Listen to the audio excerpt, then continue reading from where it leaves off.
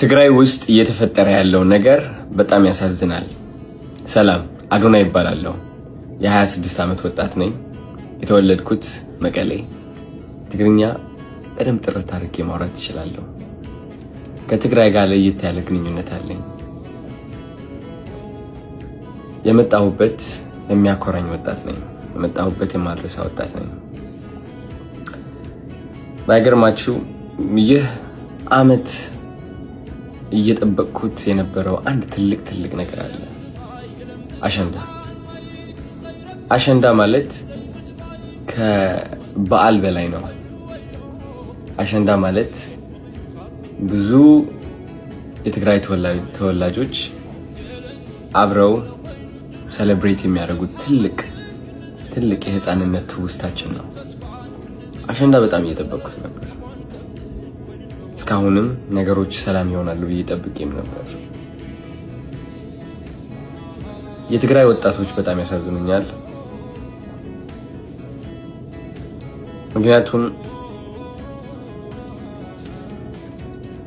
ከማንም ፍጡር በላይ ተስፋ ያላቸው ወጣቶች ናቸው። ልክ እንደኔ።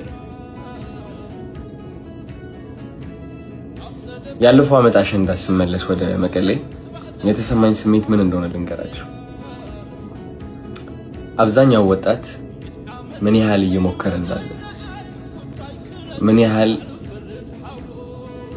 በእግዚአብሔር እየተማመነ እንዳለ ነው ያስተዋልኩት። ምን ያህል ተስፋ እንዳለው። የእነዚህ ወጣቶች ተስፋ ግን ባጭሩ እየተቋጨ ይገኛል። ብዙዎቻችሁ ሰምታችሁ ይሆናል አሁን እየተፈጠረ ያለው ነገር ትግራይ ውስጥ። በጣም አዝኛለሁ። አሸንዳ አንድ ወር ቀርቶት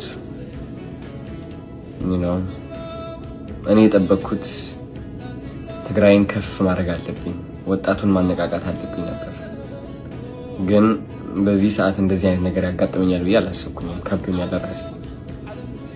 እነዚህ ወጣቶች ያለቻቸው ጥቂት ተስፋ ይዘው ለመጓዝ እየሞከሩ እያለ አሁን እየተፈጠረ ያለው ነገር ግን ተስፋቸውን በአጠቃላይ የሚቋጭ ነው።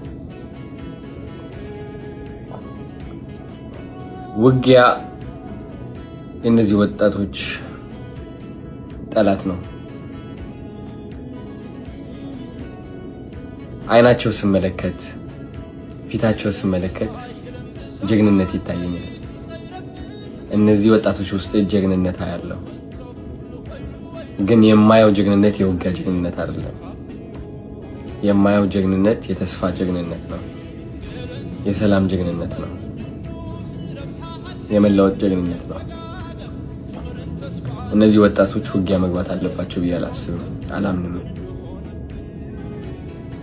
በዚህ ዘመን ውጊያ ወደ ኋላ እንጂ ወደፊት ሊወስደን አይችልም። እነዚህ ወጣቶች ይበቃቸዋል። አሁን የሚያድጉበት ጊዜ ነው። አሁን የሚለወጡበት ጊዜ ነው።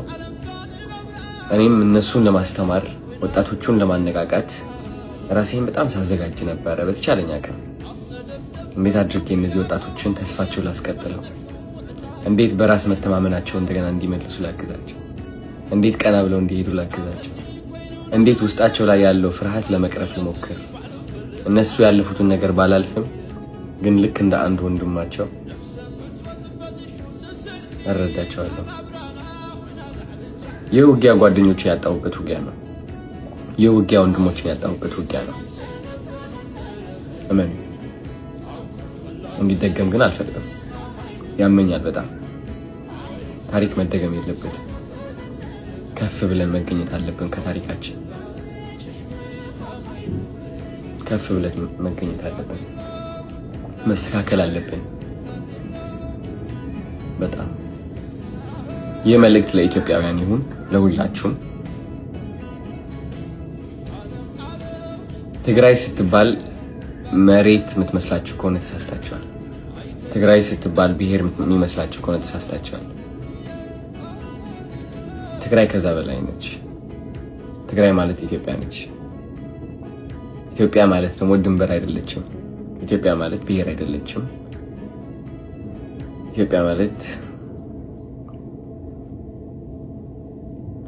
ሃይማኖት ብቻ አይደለችም። ኢትዮጵያ ፍቅር ነች። ኢትዮጵያ መከባበር ነች። ኢትዮጵያ አንድነት ነች። አንድነት ውስጥ ከሆን እነዚህ ወጣቶች እያለፉበት ያለው ነገር ይገባናል። ምንም ንግግርም አያስፈልግም። እንረዳቸው፣ እናግዛቸው፣ እንቁምላቸው። ሰዎች ናቸው። ስለዚህ ሁላችንም አብረን ለሰላም መቆም አለብን። ውጊያ አንፈልግም ማለት አለብን። የውጊያ ዘመን ላይ አይደለንም ያለነው። ይበቃል።